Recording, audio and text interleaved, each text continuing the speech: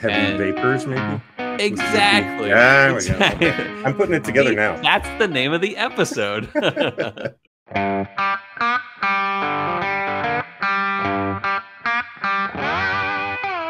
Welcome once again to Chill Filtered, the podcast where we drink whiskey so you don't have to, but you probably should, and you probably are, and that's why we like you. It's the fourth very special episode, another very special episode, and we're doing test episodes, and this is the fourth out of four. And with me, I have Ben. But before I get to Ben, let's talk about some business. Here's a way you can support us. Hit us up on Instagram. You know, even though Robbie is not actually, Robbie's still responding to messages on Instagram. So feel free to hit either me or Robbie or both of us up. We still will respond to you and still will, talk. And we love that. We love that community that builds. So hit us up on Instagram, Chill Filtered Podcast. I think. Yeah, that's probably what it is. At Chill Filtered Podcast. So that's the business for this week. We got friggin' Ben Klepzig on. Let me tell you a little bit about Ben before he tells everyone about himself. Ben and I officially only met once, I think. Yep. Yeah, and that was at the 5-year anniversary of Madison Story Slam in Madison, Wisconsin. Shout out to Adam Rosted. And that was awesome because at that point, I think you probably started listening because you were tipped off by Adam originally from Madison Story Slam. And then once you started listening for a while, I came back from Arizona, which we had only been recording for probably 9 months at that point. Yeah. I want to say by the time we did it. Yeah. Yeah. So, Ben, tell me about yourself. I know you're a marketing man, but there's more to it than that. Yeah. So, I just going back to our first meeting, our only meeting face to face. You definitely have been doing it for a while, and I was clued into it because I brought you a whiskey to try. Yeah. And poured it into a red Solo cup. Yeah. And it was Corsair Triple Smoke. So. I remember that too. Yeah. That's so Nashville, right? Yeah. And they do some funky things. They do. Yeah. And they also think they make absinthe as well. So, I'm not surprised. Yeah. So I'm in Wisconsin, just outside of Madison. Go Badgers. I like to brag that my profession combines two of the least trusted professions ever. I do marketing for an insurance company. So people I thought you were about to say legal things. No, yeah, ad people and marketing people don't get to be trusted. But I'm one of the good guys. And been living here basically my whole life. I have because I've been a corporate guy for so long, I'm used to doing a lot of icebreaker things. And nice. My favorite icebreaker is 2 truths and a lie. Okay. And so I'll tell you my standard one, which is okay. Can I guess when you do it? Yeah. Okay, cool. So one is I broke a rib reading my daughter a bedtime story. The other is I built a log home when I was 13 years old. Oh, wow. And the other is I stopped a purse snatcher once. So which one's the lie? I'm going to go with the log cabin. No, that's the truth, man. My whole family went and lived in tents for 2 summers and built our log home. I have never stopped a purse snatcher, but I fell asleep while reading my daughter a bedtime story and fell off the bed onto a pile of toys. And That's so funny. So wait, okay, so you never stopped a purse snatcher? No, but that's pretty good. I should think of mine. I should put mine together because I have some crazy things. When you said you stopped a purse snatcher, that reminded me of the time that I don't know why this sounds weird, but it just reminded me of one of those epic moments in life where you're like, I can say I did that now. One was I directed traffic for 5 minutes when a light went out. Because I was like, I want to direct traffic so I can say I did. And so it was a 45 mile an hour road with an intersection, of course. And I was like, come on, each way. And I was like, okay, time to stop. All right, you turn. And I'm glad I didn't get anyone killed because I think about now working in insurance. I'm like, oh, that was a major liability on me. So no, it's like Mr. Rogers says, look for the helpers and close the helpers. So 100%. Yeah. And that's one of the origins to this podcast is appreciation for Mr. Rogers. That's pretty cool. Well, and that's part of my appreciation for the podcast is, apart from being my whiskey family, it was, you guys were a big part of my whiskey journey and learning about whiskey. Nice. Because that was kind of my COVID hobby, was to really get into it and understand it and get smarter about it. Then the other thing is that just recently I've started smoking cigars because I'm like, wow, when I hear people talk about cigars, they're kind of doing a similar thing as when we do the whiskey. Pathway, yeah. Yeah. And I don't know if you ever went to in Madison, the tasting room in Monona. No, I don't think so. An amazing cigar bar. And they had earlier this week a Japanese whiskey tasting with a cigar pairing. And that was phenomenal. What was did they have multiple Japanese options? Yeah, well, they gave us 5 to try. And I don't remember all of them. I know that they had Nika coffee malt. And they had, one of them had is it Miyazura finish? Oh, Miyazura. Yeah. And then there was Iwai. I've heard of it. Yeah. So it was good and really interesting cigar that they paired it with. So that's cool. Yeah. I've always liked cigars, but I didn't find like my cigar, or at least my like type of cigar, for a while. One time I did try a Cuban cigar, and I was like, I see why they call it, why it's such a big deal, because it was so beautifully airy and had a lot of body at the same time. It was great. But I found this one. It sounds weird, and it sounds almost like the same way people say, hey, like, I really like Blanton's. It's like you kind of judge that person a little bit. Yeah. But there's this cigar brand called Kentucky Gentleman, and they have like the Blanton's little cap on each little tube. And I'm like, I don't care. Those are actually really good cigars to me, and they go really well with whiskey. And so I'm trying to dig into that. But I also don't want to like smoke too much more than like 3 times a year, probably is what I want to limit myself to. Yeah, I'm doing probably a little bit more. Maybe it's once or twice a month, Yeah. Not a lot. Yeah, as long as you have boundaries. That's a good thing. I've talked to a lot of people that are like, just close the day with a cigar. And it's like, no, you need a cigar by the end of the day, But luckily it's a whole different kind of smoke than like cigarettes and stuff like that. But well, and it's just like whiskey too. It's you can drink a case of Miller Lite, or you can appreciate 2 fingers of whiskey. So. Exactly. Yeah. And you can do it all with moderation, which is what I'm learning much about. So this morning, get this.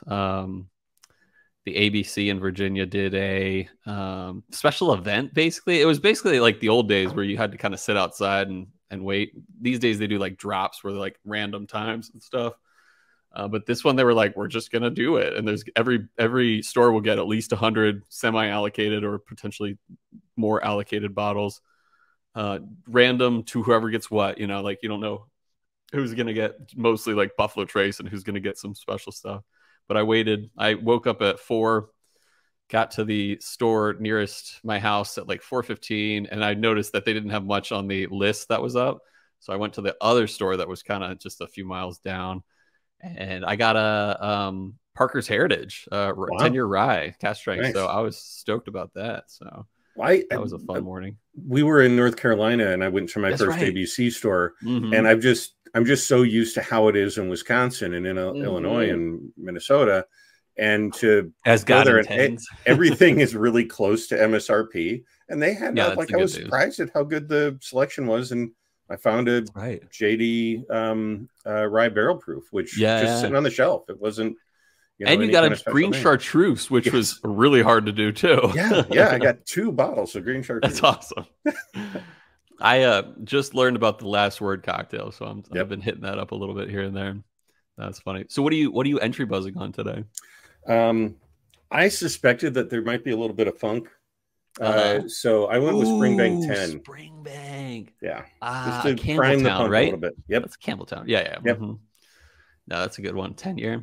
I had the 15-year one time. I had like a bottle of it. And that was before I was really into non-peaty scotches. Although Campbelltown is the slightest bit of almost peat, but it's definitely not anywhere near like the Isles compared to like Islay or like or Sky or anything like that.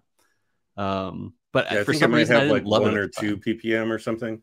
Oh, I'm not surprised. Yeah. Yeah, it's really low. I had a chance to buy the 15, and I didn't pull the trigger based on price point. But what is it running these days? I want to say it was 150. Yeah, I don't know if it's worth that. Yeah. Yeah. But I remember thinking like it was good, but I wasn't like ready for like I really liked Islay Scotches when I was starting my whiskey journey. One of my favorites was like Bowmore. And I had the 15 year and other ones like that. I didn't get to Ardbeg yet at that point. It wasn't until I worked at the bar where I got to try Supernova. But yeah, I dug that. I have since we're drinking an Islay today, I am drinking Ode to Islay as my entry buzz by Del Perfect. Bach. Ting. But no, that's fun. So tell me about you have kids, right? You're yeah. I have my oldest is Eli is 25 and Safi is 22 and Ariel's 16. Nice. The youngest is off at homecoming right now, so I got Nice. to take pictures and drive her to the drop-off point, and some other parent that has a Suburban is getting everybody to the restaurant. So nice. She got a date? No, it's kind of a group hang. It's terrified of that day. 5 or 6 things. I will tell you. Okay, so here's my older girl dad advice. Yeah. Always be supportive and encouraging of their crushes and relationships and interests. Okay. I used to play around with being I'm not going to let you date till you're 30. And what I found was that they wouldn't tell me what they were feeling. Oh, I don't want that either. Right, I'll take that advice. I hate that advice, but I think it's going to be the best advice. Yeah. Because I just want to be like, yeah, I'll be, when he comes, I'll be, cleaning my shotgun. But right, that's the standard. My hand, yeah, that's the standard joke. But it puts a wall up, man. That's what I need to hear. Because I really like. There's this little boy in 2-year-old preschool. His name's Nolan, and he is big into Beck, and he's always like, take pictures of me and Beck, and he's freaking 2 years old, and I'm like, okay, kid, you got Beck on, man. I'm probably going to be in this school for a long time. Does he have any game? I mean, is he making waves here?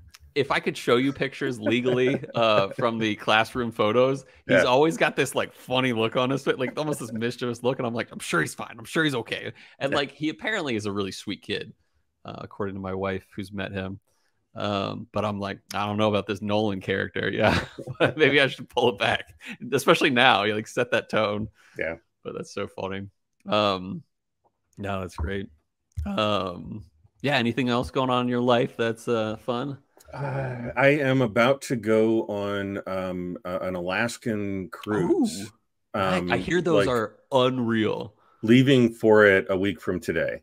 Nice. And so it's the Inner Passage, and it's the last cruise of the season. Nice.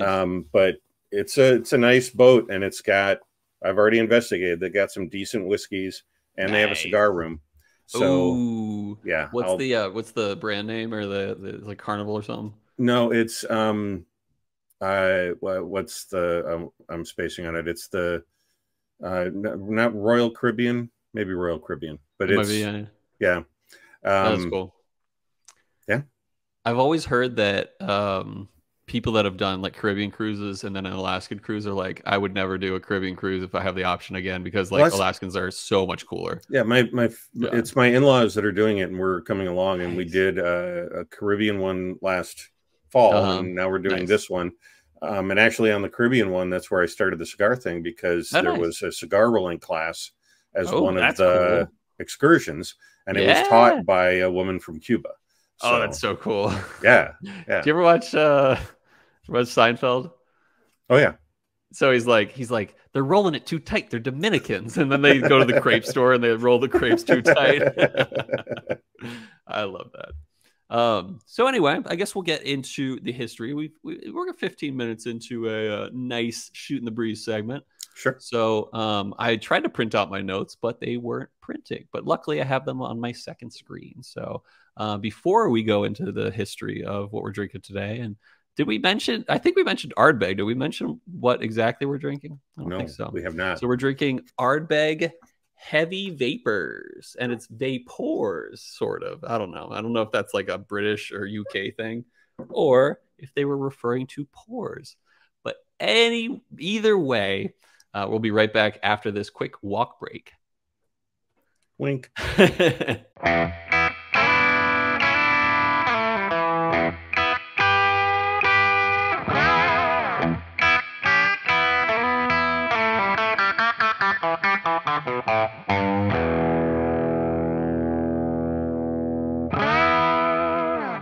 And we're back.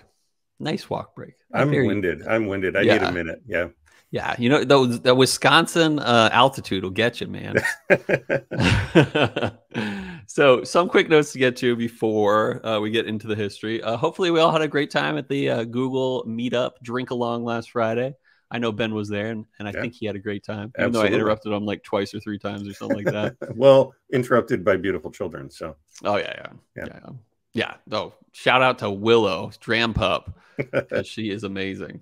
And then we'll be sending out more drink along samples via courier very soon. The next 3 months are already lined up, and we got the bottles already. So I just got to fill up those samples and then get them couriered out. So keep an eye out in the courier box. Cole's being very mysterious. He's not tipping his hand on what these are. So yeah. Well, I mentioned one, and I guess I'll say it. So one will be that Indian whiskey I've been shouting out about a lot. Rampur.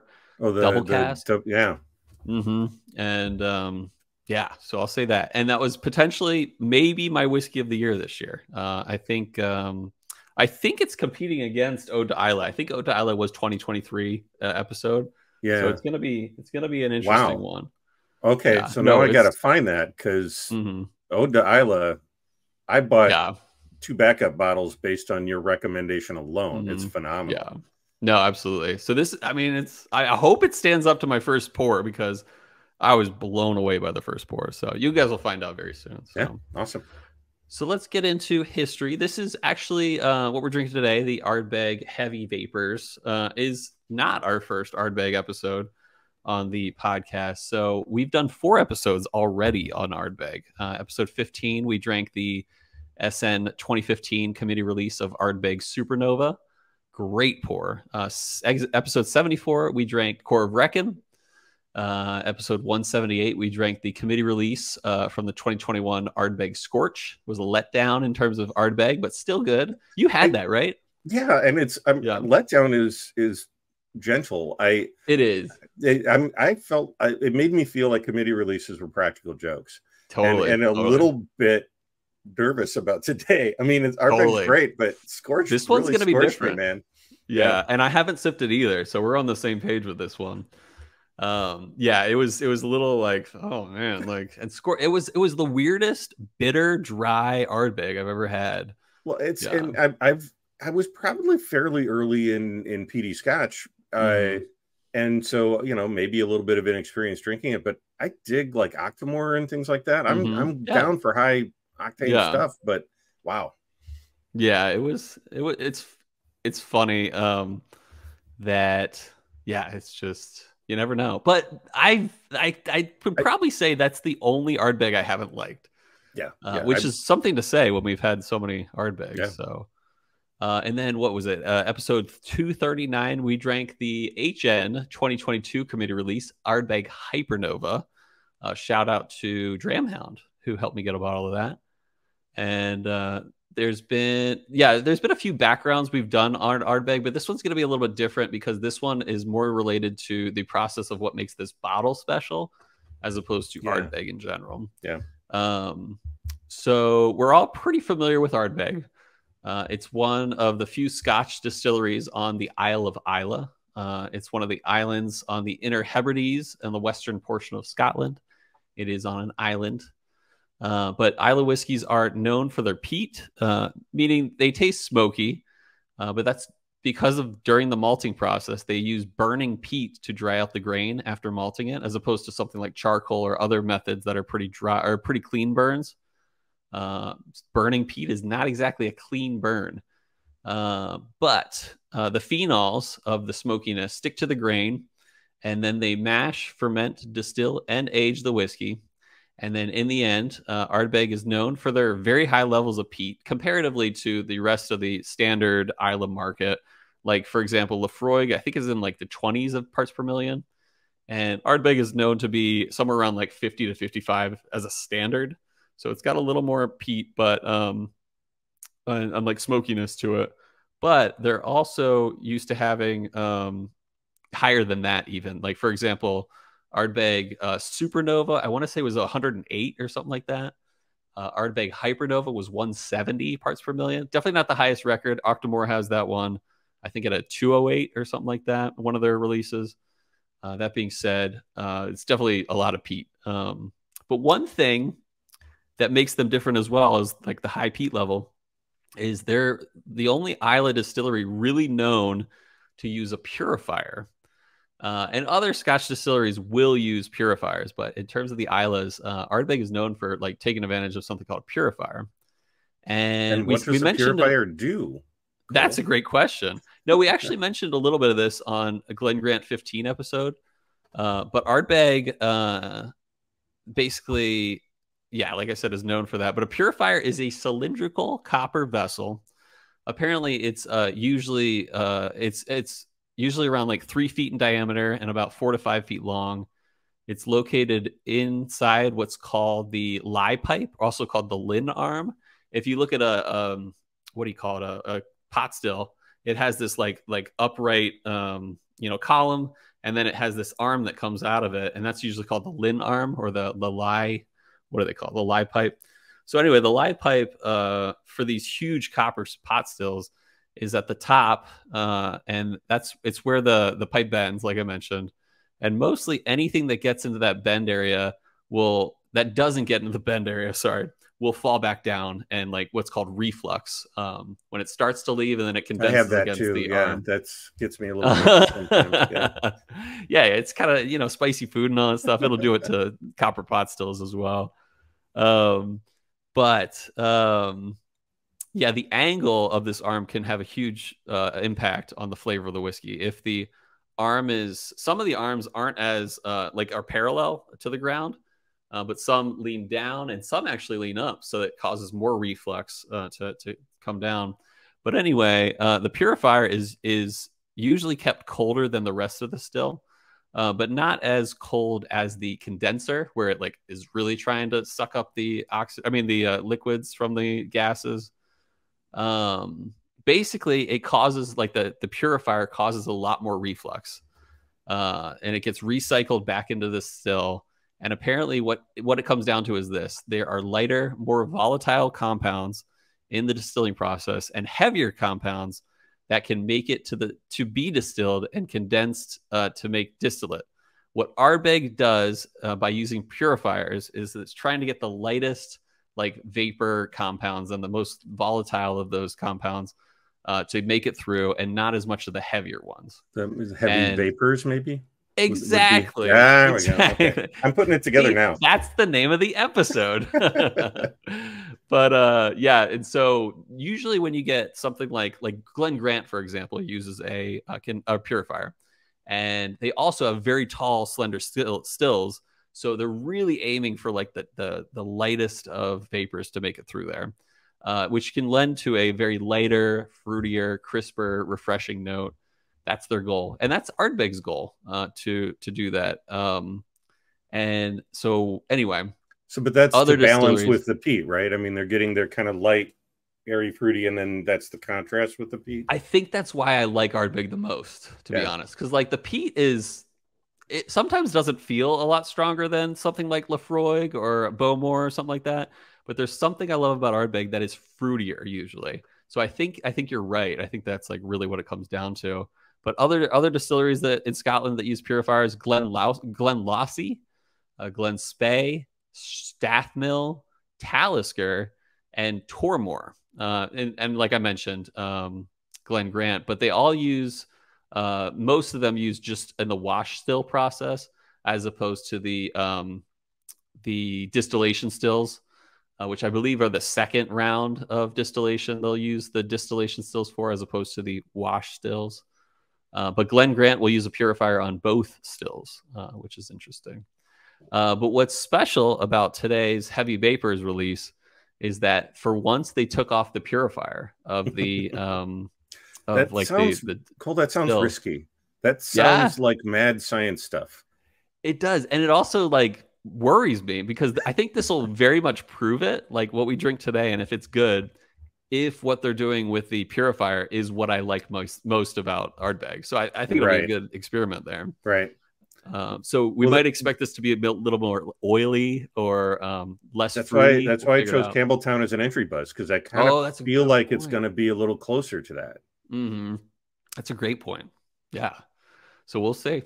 But yeah, what we're drinking today is the 2023 release, and it's the committee release. And so for those who aren't aware, there is a standard release for every one of these most of the special editions. But then there's usually a committee release that goes with it. And the committee release is usually higher proof, if not cask strength. And it's usually about 20 to 30 bucks more at retail. And definitely most people seek out the committee releases. Like this was, I had them both next to each other when I went to the store, and I was like, of course I'm going to committee release. Single malt, 100% barley, and of course, no purifier, like I mentioned. Did you mention ex-bourbon cask? Not yet. So yeah, that's a good one. I think, yeah. So the standard release is cut to 46% alcohol by volume. And the committee release is 50.2 alcohol by volume. And I wasn't able to find out if this was cask strength, but it might be. But non-chill filtered, hey, that's not the name of the podcast. And I didn't see any age statements on the Ardbeg website, but I did see some other sources, and don't quote me on this, but this is what I saw in some other sources, that it was at least a 10-year. And with some sources saying it could be up to 12 or 13 years old. Everybody, I'd like to quote Cole. Yeah. He says no. 10 people, to 12. Whoa, people and will I say quote, I'm inaccurate. People will say full of inaccuracies. Well, and hearsay. We haven't gotten that criticism yet. So. That's true. We'll get that on a future review on Apple Podcast. Total wine price $159, so about $160 from at least where I got it from ABC Virginia. Yeah. Let's pour this out. What do you say? Oh, I got to do a nice cork pop for this one. Here we go. You ready? Yeah, better than yesterday's. I cheated a little bit. I actually poured it out so I could let it rest a bit. This is so light. Mm-hmm. Unbelievably light. Which especially for a 10+ year, right, if it is. Right.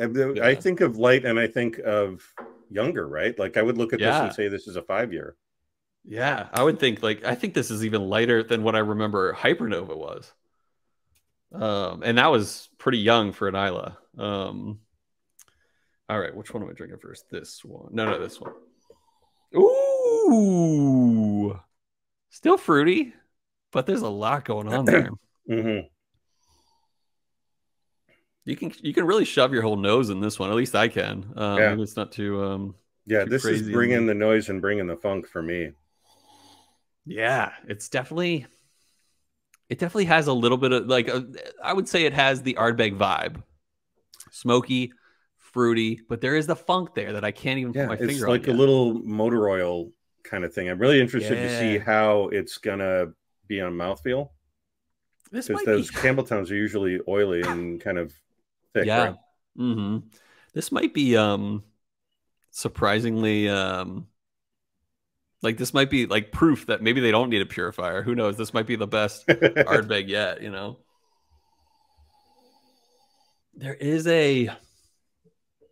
There's almost a candiness to the nose a little bit. It's got a nice sweetness. Yeah, definitely. It's almost like a little floral too. Like it's almost like I don't know, like you dipped a honeysuckle flower in sugar or something. Yeah, I dig that a lot. Like that nice bright floral. Yeah. All right, I'm going for a sip. Okay. I'm getting a little bit of fruitiness too. Mm-hmm. I mean, I'm like, it would be an overstatement to say like going into the mango realm, but there's a little something tropical fruit on the nose. Ben, this is good. This is pretty good. I think. Um, so the first note I got on the palate was cigars, cigar smoke. Um, it is very complex. Like it hit me again and again with different notes, like in succession. Um, There's I just might need to give this another shot. there was a wash of that sweetness and fruit. You're absolutely Mm-hmm. right that that kind of cigar, not Mm-hmm. cigar ash, like cigar, like Mm-hmm. the feeling of puffing on a cigar, Yep. cigar smoke, and then this just wall of Mm-hmm. sugar and fruit that went by. Yeah, it's a great note about the sugar. This is this is one of my favorite Ardbeg so far. There is It's a full bodiedness and a mouthfeel. Like it is kind of oily mouthfeel. yeah.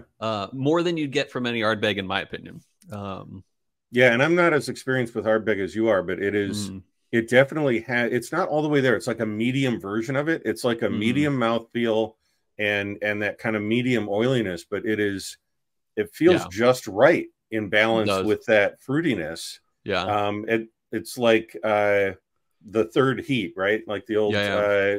thing on 30 Rock. It's got the smoke, it's got the sweet, and it's got this third element now with the Mm. funk. I'm gonna say it right now. Hubba what? Mm-hmm. Uh, on this And one, wasn't they, expecting this. I don't know if this was directly an apology to me for Scorch, but Mm-hmm. boy, it makes me believe in Ardbeg again and committee Mm-hmm. releases. Yeah. Wow. Um, Tiny bit Complex. on the almost the very last part of the finish. Tiny bit of tropical fruit. I would say pineapple, but diluted, like very diluted pineapple. Yeah, I can get behind that. Like Mm-hmm. like a pineapple passion fruit blend or Yeah. something. Mm-hmm. It's With and like as if it were like cooked over a smoky fire or something like that. Yeah. that's it's got that kind of nice peaty, almost medicinal tingle at the end. Totally. It's Absolutely. just kind of 100%. like Yep. Mm-hmm. prickling on your tongue at the end of the Yep. finish. Yeah. This is uh, very complex, and I'm interested, having done your entry buzz on Ode to Islay, Mm-hmm. um, if you're feeling any kind of comparisons there, because this is really phenomenal. The difference is I mentioned this a few episodes back, but there's the bright fruitiness, and then there's the like, and that can be like, or there's a like a brightness to it, and usually that's like fruitier, and as opposed to like a Glen Dronic, uh, I wouldn't exactly call that bright, or like for example, Abelor Abuna. I would call them darker because of the like the sherry finish and like that really nice fortified wine backup where it's like plums and raisins. I wouldn't call those exactly bright. Um Ota Isla lens on the darker side, Mm-hmm. and this is surprisingly brighter. Well, Yeah, you're getting those bright fruits, what's passion nice fruit. with that Yeah, balance is that it's not, the smoke isn't hitting you with a brick, right? yeah. It's not like Lafroig or something where it's just Mm-hmm. hitting you upside the head with a bat. Totally. It's a very subtle balance, I think. Yeah. No, I'm with you. I'm gonna add some water. We'll see how this changes it because I have a feeling it can actually make a huge difference for some pour like this, especially the brighter pours. I find are the most impacted by ice in a good, or water and ice in a good way. But who knows? It might turn it into the standard release and make it trash. No I'm kidding. But it's this is water light. Like this is like not very dark at all, which is so funny to me, especially for an older Isla. I mean, but don't get me wrong, Islas are typically light in color. But yeah, this is very light. I'm uh I'm trying to trying to save some bat because I know I'm going to want to taste some later. Totally. So I'm trying to be stingy with my water I feel you. mixology here. Mm-hmm. I I'm getting more fruity notes on the nose, notably more fruity. Interesting. I'm getting more cigar. Really? Yeah. Huh. I dig that. All right, I'm going for a sip. Okay. It's the pop of the a little more volatile, getting a little bit more of the vapor from the proof I got you on the nose for the water. Wow. I don't know which one I like more. This might be my favorite palette so far. The only big difference is the cigar smoke showed up a little later. Mm-hmm. And the fruity showed up on the front a lot more. The bright, sugary, fruity. And then showed up the, yeah. And I may be getting a little bit influenced by my honeysuckle flower, but it feels like the sweetness has kind of turned to honey a little bit. Mm-hmm. Yeah, let me feel that.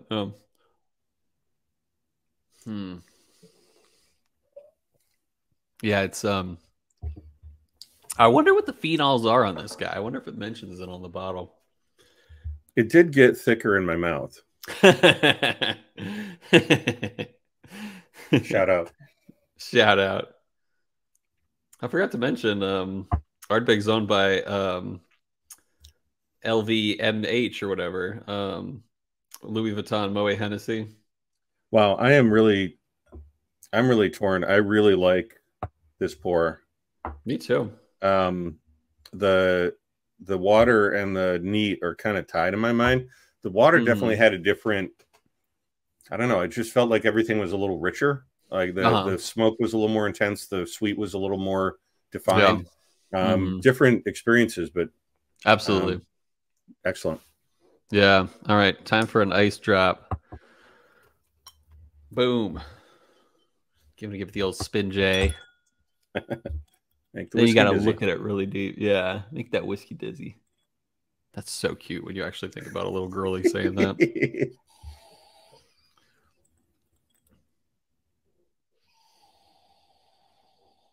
It's kind of, I wouldn't say it muted the nose, but it lightened it up quite a bit. Yeah, I mean it's like the difference between drinking brewed tea and iced tea. 100%. It's and I'm getting, I feel like I'm getting the fruit and floral a little brighter, just a brightness to it overall. Less of the cigar smoke for me.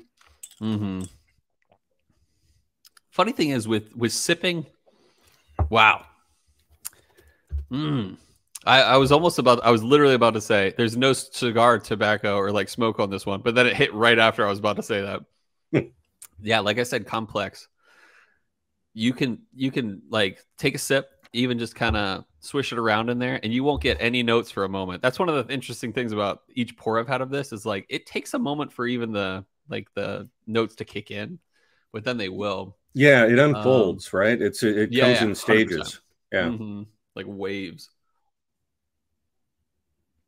Okay, now I'm getting more cigar on the nose. Yeah. In the the only complaint I have of this whole whiskey, the finish is not amazing with this. I think the cigar tobacco turns into a little bit astringent, a little bit bitter. Yeah.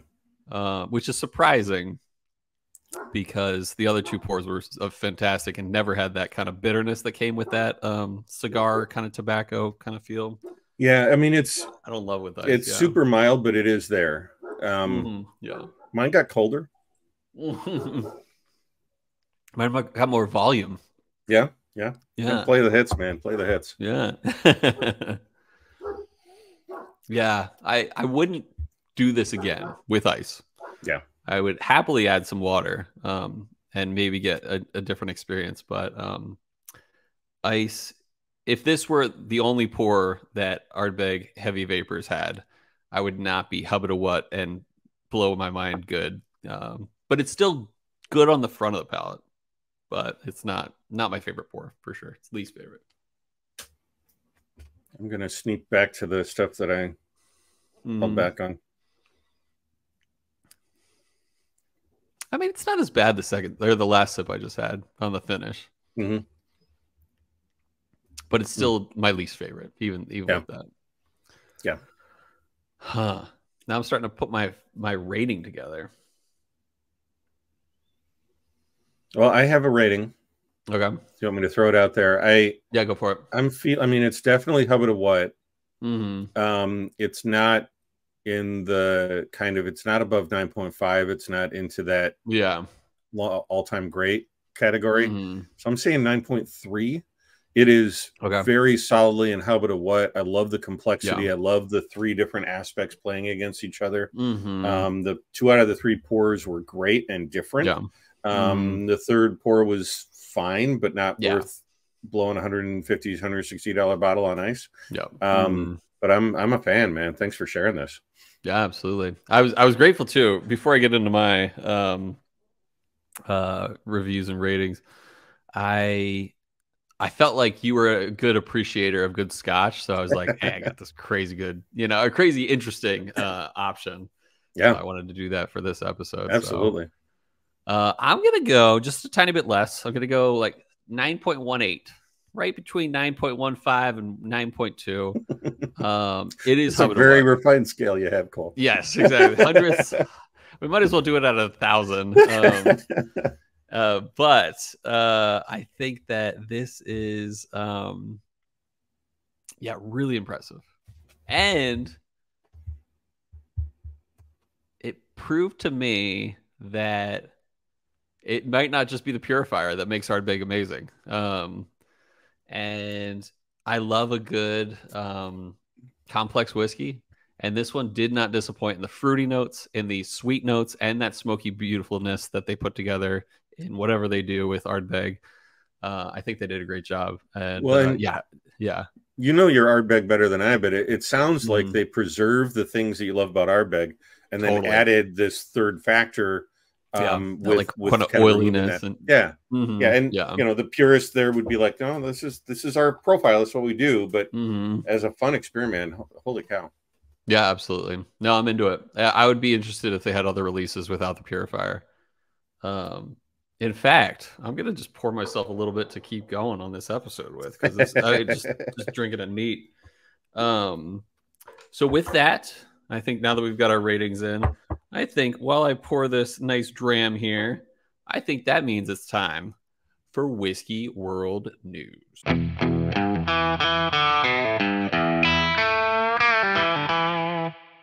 All right, now it is time for Whiskey World News. Got an article, didn't write it, gonna read it. Here it goes. This is actually shout out to Robbie. It is a press release. So it's the origin of this is Buffalo Trace, but primary source posted on breakingbourbon.com. Nice. And this is Buffalo Trace Distillery announces highly anticipated antique collection for the fall 2023 season. Buffalo Trace Distillery is pleased to announce the return of its award-winning antique collection for the fall 2023 season, showcasing the products that best represent the distillery's exceptional craftsmanship and dedication to distilling high-quality, award-winning spirits. This year's portfolio includes all 5 Buffalo Trace Antique Collection ETAC staples. Not true every year. George C. Stagg Bourbon, Thomas H. Handy Sazerac Rye Whiskey, Sazerac Rye 18-year-old Whiskey, William LaRue Weller Bourbon, and a milestone for this year, the oldest Eagle Rare 17-year-old bourbon in the collection's history. So it goes on, and a couple of things that I thought were funny. One is available at retail in early October at a suggested retail price of $124.99. Local taxes and fees will vary. And it goes and shows kind of the profiles of all of the ones, but I wanted to read the Eagle Rare 17-year one. Eagle Rare 17-year-old bourbon at 19 years and 3 months old.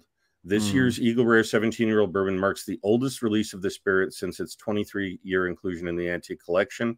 It shows where it was distilled and what warehouses it was in. Once again, bottled at 101 proof in tribute to the original Eagle Rare brand launched in 1975. Imbues tasting notes of dark chocolate and cherry pie filling on the nose with a well-balanced flavor of caramel drizzled chocolate sponge cake. One of the reasons I thought, there are 2 reasons I thought this was an interesting article. One is your well-known passion for Eagle Rare 17. And the other is that it turns out not only does Robbie mix up, like, depending on who says the name of the thing, it could be Yamazaki 17 or 18. And depending on who issues the Eagle Rare, it could be 17 or 19. I had no idea that an Eagle Rare 17 could be more than 17 years old. Do you have any thoughts on this, Cole? I very much do. First of all, we reached out, And normally Buffalo Trace will get back to us and say, hey, either we have samples or we don't do that anymore. This time they just didn't reach back out. So good luck this year to all of us finding a bottle of the antique collection. That being said, though, I am really intrigued, and I'm glad you brought up the Eagle Rare mention, because the one right here behind me, right here, next to the Eagle Rare sign, that's the 2014 vintage. The first whiskey that blew my mind ever, and that was a 19-year. It wasn't a 19-3-monther, but it was also a 19-year release. This one just squeaked over the line to beat the one a big deal out of it. But there are at least 3 other 19-year. I went through all the a month or two ago. I went through all the press releases for every year, and there are at least 2 or 3 besides this most recent one that's a 19-year. So I was a little like surprised that they were like making a big deal out of it. But I guess, the oldest is the oldest, and that's cool. But yes, mine is also within 3 months of that at least. And that's like one of the bottles that I like, will save for, like, I will drink that bottle one day, but I'm not sure when I'm going to drink that bottle one day because it's so special. Well, it's interesting because I don't know like what goes into them being able to pull this off. Yeah, but we've talked about this before. As you get into older and older bourbons, they have a tendency to get over oaked. It's different from how Scotch acts, right? Where you can do Scotch for generations and it gets better and better. But somehow they're getting these high age statement bourbons to really sing. Yeah, for what I've seen is like breaking like 23 years is then very risky. Yeah. But like under 20 is like, but like you're right. Like it's over oaked is a big deal. And I've had some, like I've had like Whip and Holler, not Whip and Holler. I've had Old Blowhard 27 year, I believe, or no, 26 years. Or Old Blowhard. 28 is Whip and Holler, but that's like insanely over oaked and like not even that much enjoyable at all, except for saying, hey, I was able to drink a 26 or 28-year-old bourbon. So we've talked about small casks and how you have to have a very delicate touch to be able to do that right. And I was at Kings County Distillery, and they started with small casks, and I think they've done a lot of good things to kind of soften the influence of that. But when I was in their tasting room, they had a cocktail tasting room, which is phenomenal. That's and cool. Out in Brooklyn, they actually, at the Navy Yard, and they have a cocktail that has overaged bourbon as an ingredient, and it is like if you were to drink it straight, it would you would be peeled off the roof. It's just so astringent and so over oaked, but they use it almost like a bitter. That makes total sense. But they won't sell it alone, but they'll use it in their drink. So they've clearly had some barrels that just went, oh man, something went badly wrong here. Let's use it in cocktails.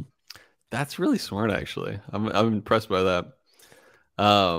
Yeah, but it's funny, like they say, like when it comes down to age, it's like minimum 17 years. And that's the case with a 19-year. If it's minimum 19, then it's also minimum 17. Math.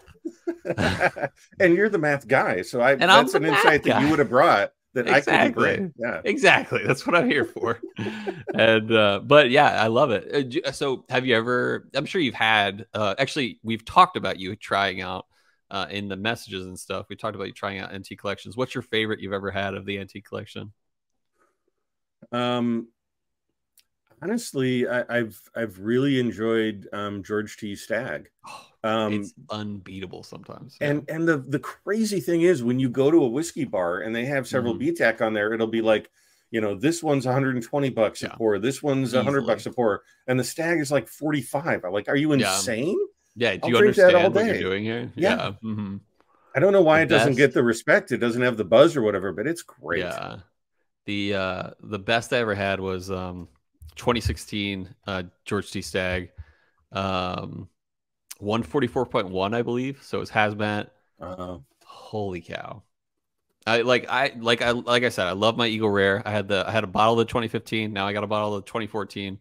But like, yeah, whatever they're putting out, usually, like I've only had like maybe not let down. Well, yes, let down, but not bad. Yeah, like 2020 Handy was quite a letdown. but not bad. It was still good, but it was like, this isn't anti-collection worthy. But yeah, they're always killing it. And you I have still a memory like, for that of like the specific years of this year and this year and this year. Yeah, I just know that I was in a bar and I had the Stag a couple of times, yeah, and I'm sure I've had multiple editions of it, but it's totally been pretty consistently great. Yeah, and then that's the thing. But then the funny thing is, it still kills me to this day. We talked about in 2021 where they removed George T. Stagg from the antique collection because it wasn't like up to par. Right. Like that's complete BS because I've had like that Handy. That was not of the status. They did not make that judgment call at that time. Yeah, no. Exactly. It's like and Handy's only 6.5 years old. But meanwhile, like George T. Stagg is typically like, so why do you think they did that? I think they did it so they can make a special release later. Okay. And they'll be like, you know how they do like E.H. Taylor, like tornado release and all that stuff? I think they'll be like, this is the missing release from 2021.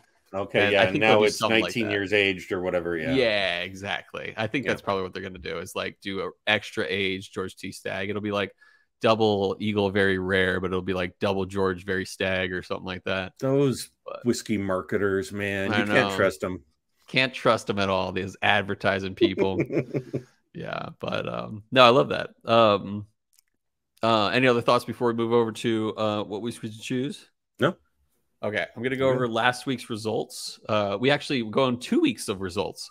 On Bryce's episode, we did if you had your own office and wouldn't get into trouble, what kind of whiskey would you keep there to share? And Broasco said Blanton's. Not my fave, but would make me feel like I was in Mad Men. And then a guy named for sure. Oh yeah.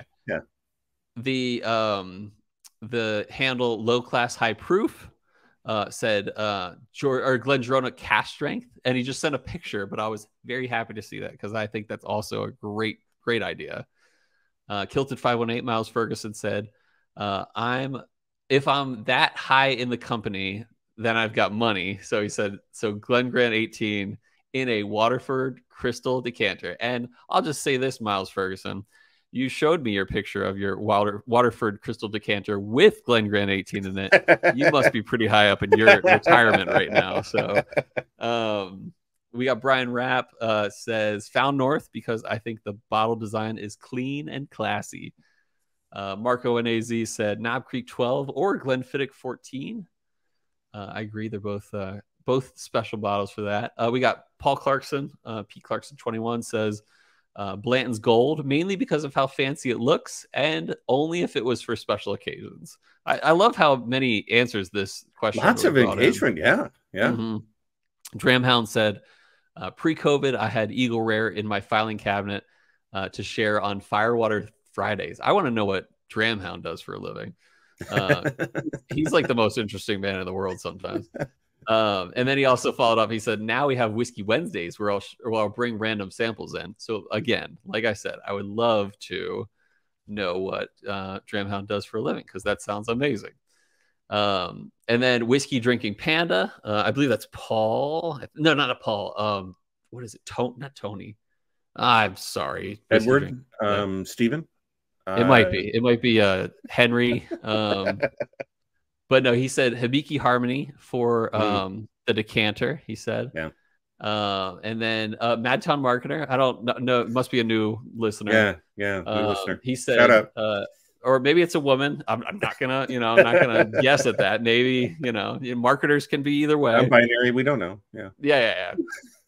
They said Elijah Craig Toasted Barrel. So that was 2 weeks ago.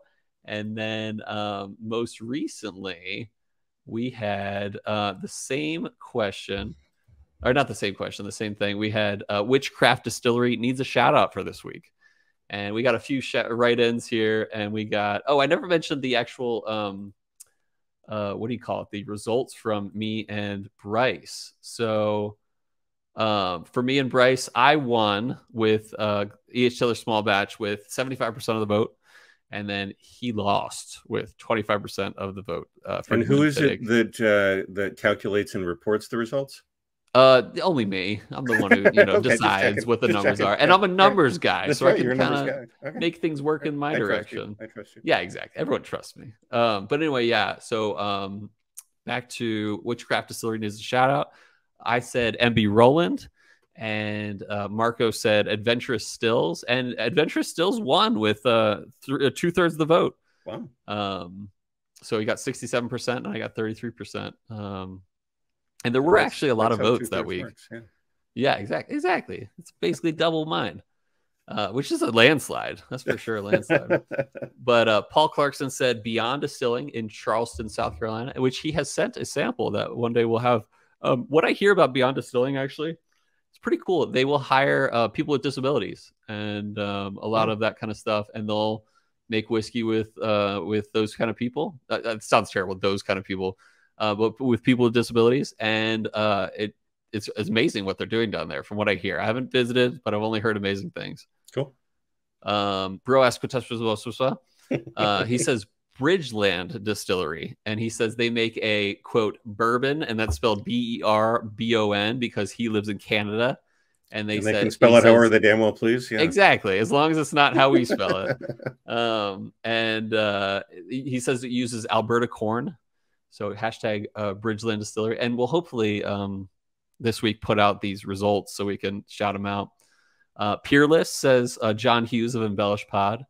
You know, I don't think I've ever had Peerless out of all these years. Okay, so I had Peerless once because early in my whiskey journey, I fell victim to the classic trap. One, of course, never get involved in a land war in Asia. Yeah, never get involved in a land war in Asia. Never take advice from a Total Wines person. Yeah. When death is involved. So I'm there, and he's like, "Oh, Peerless! I'm surprised that's still on the shelf. That's really great." Oh, so nice. I bought it. And it's Total like, you know, it was fine. It was a rye. But yeah, they totally snookered me as a newbie. So they get you Total Wine. Yeah. That's so funny. Yeah, it's funny. Like, there's the I don't know. I haven't watched too much Parks and Rec. Have you ever seen that show? Yeah. So with the Ron Swanson character, he's like, I want to say he's at like Home Depot or something like that, and someone walks up, "Do you need help?" And he just shuts them down. He's like, "I know more than you do," or something like that. That's how I feel at any Total Wine. It's like, don't talk to me. I know more than you do. But it's kind of mean. But I'm just browsing. Yeah, that's what I say. Yeah. But Marco was that? Oh no, I thought you were saying something. No. Marco and AZ said Rocktown Distilling, Union Horse Distilling Company, and Sweetwater Distillery, and I want to say all those are from Kansas City. I might be wrong. Okay. And then someone called, I guess his handle is Mad Town Marketer. No, Marketer. Yeah. Okay. Yeah. Marketer. I'm reading it. Yeah. That's okay. Yeah. Kings County Distillery. Hey, you mentioned them. Yeah, you and this guy might get along, actually. Yeah, they were both apparently fanboys of Kings County. Yeah, that was great. Bourbon Badger Caleb Olson says Driftless Glen, which I had today. I had some of their. I had a single barrel rye. My neck of the woods. Yeah, Baraboo, Wisconsin, baby, and they're killing it. Yeah. I had, like I said, one of their. I believe it was It wasn't the one you sent. No, it was the one you sent me. Or maybe, no. Did you get the Colossal Spirits one for me? No. I think Ben got me that one. Not Ben. Caleb got me that one, but you got me the like 6 or 7 year one. Yeah. Driftless Glen killing it, especially in the rye department. I like their bourbons, but I think their ryes are like to die for. So, Brian Rapp says Wilderness Trail, if they count as craft, and I want to say they do. And I agree. Wilderness Trail is amazing because of their science. Like they're like the scientists of the craft distilling. They're the nerdy whiskey people. Exactly. With their yeast strains and all that. I love it. So that is the past week's results. Ben, I hear you have a potential question for this week.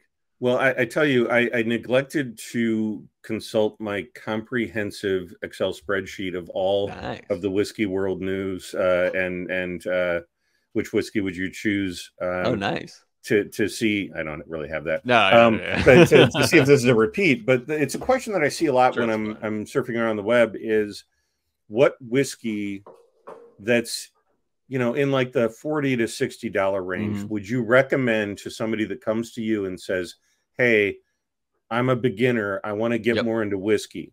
what whiskey would you recommend for a beginner that has expressed interest in going deeper? Yeah, and I imagine this also has to do with it's not going to be really, really hard to find in that right. range. Yeah, accessible and affordable, right? So a lot of times it's going to be younger people who are like, "Hey, I'm just getting into this, and I'm not going to say buy the $200 bottle, even though it may be amazing and the perfect entry." Right? I have a good answer for this one. All right, what's your answer? This is actually, I've been asked this recently, and this is kind of my go-to. It's like accessible, delicious, soft, not too crazy, not too harsh in any direction. Four Roses Small Batch Select. I think that and like Woodford Double Oaked are really good, like in that range. But I think the Four Roses takes the top of those two. In terms of that, yeah. So I think that's a good one. I was kind of torn between two. One of them is a little bit at the higher end of my range, so I'm going with the one that's smack in the middle of Rare Breed. Nice, it gets a little bit of that heat. It's a little higher proof, and that's but it is the step up too. It's like just tasty. So it's a little more challenging, but it is tasty and delicious. And if you're a person who prefers it on ice, it'll work on ice. Totally. That's a good one. I like that. Yeah, and it's usually right around $60. Yeah, I like that. Well, I guess that's the most of the episode, which is weird. This has been fun, Ben. Yeah, I've had a good time.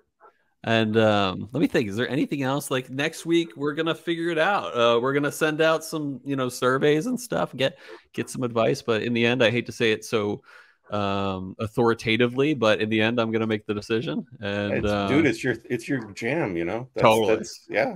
Yeah. But like I'm going to take people's advice as they say, and we're going to put it on like some Google forums. So it's not like you'll see the results as they go or something like that. It's like, okay, Ben's taking the lead this week. And then I'll be like, Ben, I didn't like you or something like that. No, that's not going to happen. But at least I'm not going to say Ben, I didn't like you. That's for sure. It still could happen, but all right. But either way, this has been a blast. And keep an eye out, listeners, for a Google Forms survey. And I want to hear what you guys think, because I'm sure if you're listening to Ben's episode, you've been listening to Bryce and Brian and Marco's episode. And I want to hear your thoughts. And I want to make the best of this podcast in the future. So please vote. Please give your opinion. So, Ben, I hope I'm glad you're for your sake and for the sake of the podcast, your puppy stopped barking outside the door. But I hope he's okay. I hope that your decision is easy and you don't stress about it, because this is supposed to be fun. Totally. And I hope that those who interviewed know that they can, be still, they're just as much appreciated either way. Of course. That sounds like I'm letting you down easy or something like that, but I didn't mean it like that. No. But most of all, listeners, I hope that our love of whiskey lifted your spirits.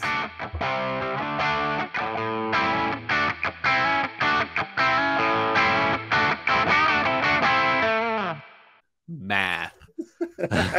And you're the math guy, so that's an insight that you would have brought that I couldn't bring. Yeah, exactly. That's what I'm here for.